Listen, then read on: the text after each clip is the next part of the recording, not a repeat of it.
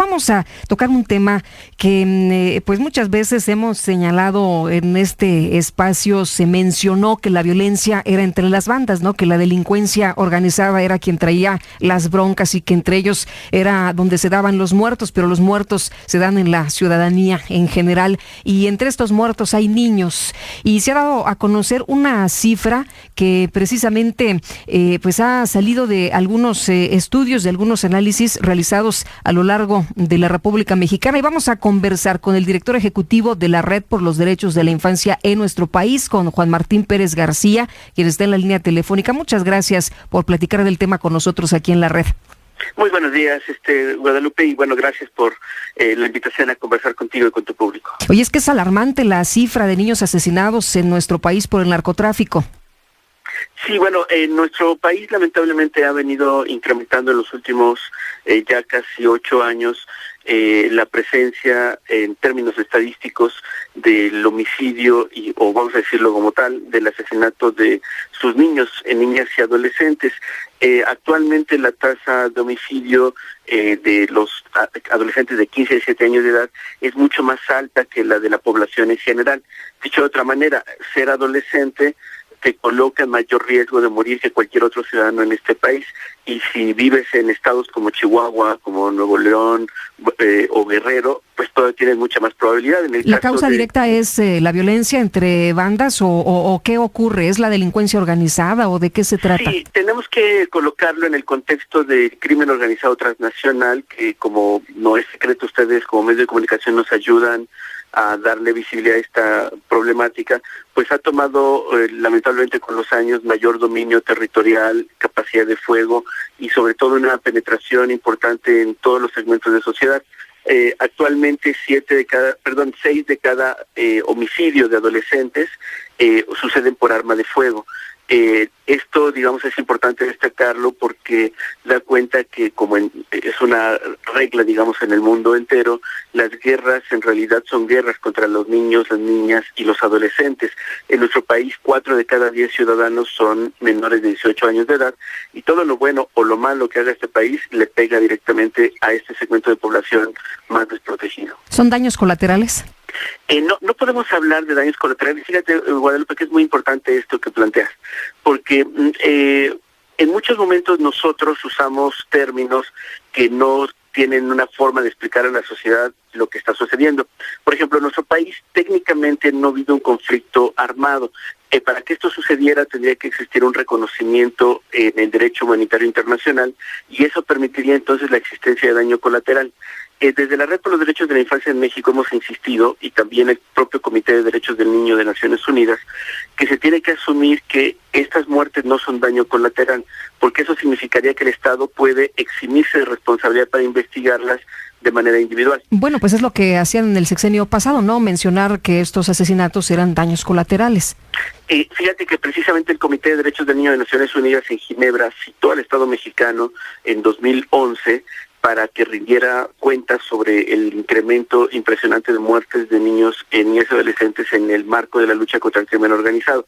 Y uno de los temas que les destacó es que era importante que esta lucha por la seguridad o estas estrategias de seguridad no tenían que afectar a la infancia, y se le recomienda al Estado mexicano, se le exige al Estado mexicano 3 cosas muy importantes: el tener un sistema de información que permita conocer la dimensión de estos hechos, cuántos heridos, cuántos detenidos, cuántos asesinados, que se pudiera tener programas preventivos y de atención a los adolescentes que pudieran ser vinculados con los grupos criminales, e incluso también señaló al Ejército Mexicano, quien lamentablemente en los últimos años incrementó la participación de adolescentes y de jóvenes también a sus filas.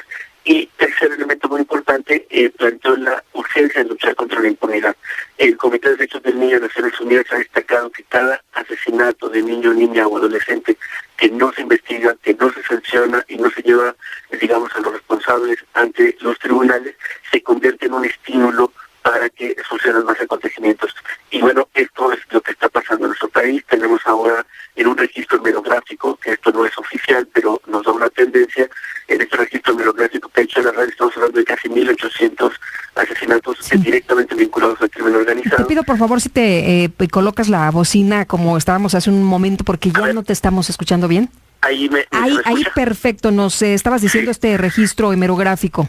Sí, gracias, Guadalupe. Mira, hacía referencia que hemos hecho un registro hemerográfico ante la negativa de las autoridades de proporcionar información oficial, y hay un dato que hemos podido generar de aproximadamente 1.800 asesinatos directamente vinculados a la lucha contra el crimen organizado, y observamos que esto es una tendencia que va avanzando con los años. Este primer semestre de este año no tenemos, digamos, como mucha más información, porque se da una tendencia en los medios de comunicación a no registrar todos los casos, y esto podría significar aparentemente una disminución, cuando en realidad nuestro planteamiento, nuestra hipótesis es que no se están documentando en los medios nacionales muchos de los acontecimientos, salvo aquellos que son, digamos, graves.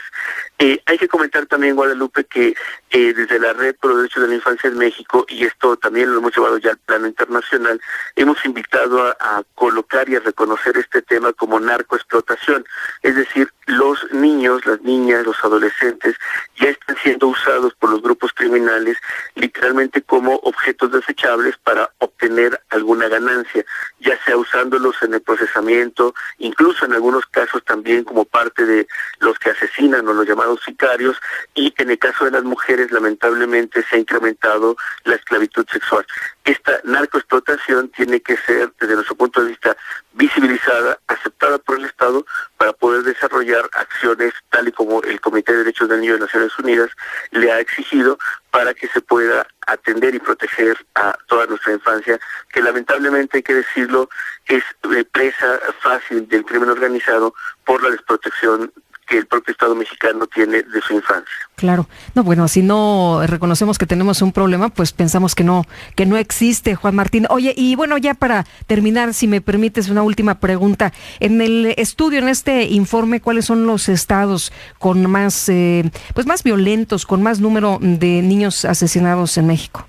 Bueno, sigue estando por encima y compitiendo incluso con países con guerra, como Irak, Chihuahua. El estado de Chihuahua es el peor lugar para que un niño, una niña, un adolescente viva en este país.